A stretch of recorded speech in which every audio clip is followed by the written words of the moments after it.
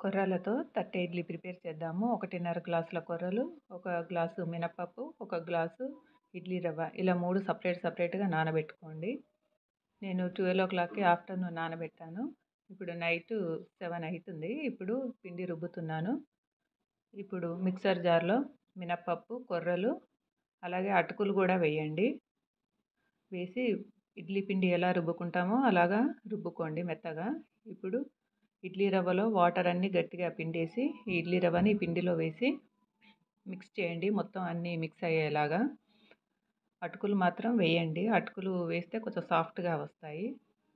Same ఇడ్లీకి ఎలా process మనం నానబెట్టుకొని చేయడమో ఇది గూడా అదే సేమ్ ప్రాసెస్. కాకపోతే మనము కొర్రలు వేస్తాము. ఇడ్లీ రవ్వ కొంచెం తగ్గించి కొర్రలు వేస్తాము. దీన్ని ఇప్పుడు నేను ఈ పిండిని 2 పార్ట్స్ లాగా ఒకటి 2 డేస్ కోసం ప్రిపేర్ చేసుకున్నాను. ఒక పార్ట్‌లో సాల్ట్ వేసి కలిపి పెట్టుకున్నాను.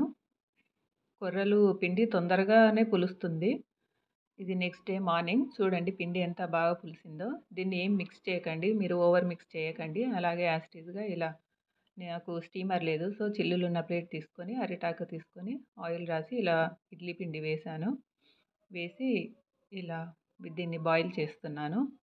ఈ బాయిల్ అయిన ఇడ్లీని ఇలా పీసెస్‌లాగా కట్ చేసి మనము ఈ డోక్లాలాగా చేసుకోవచ్చు. లేదు అంటే సాంబార్‌తో కూడా సర్వ్ చేసుకోవచ్చు.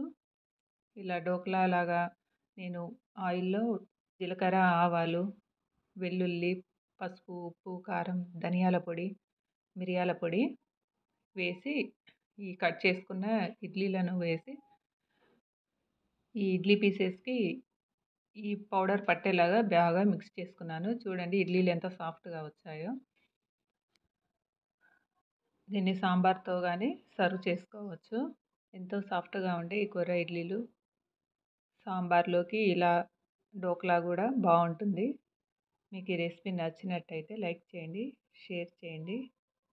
నా ఛానల్‌ని సబ్స్క్రైబ్ చేసుకోండి.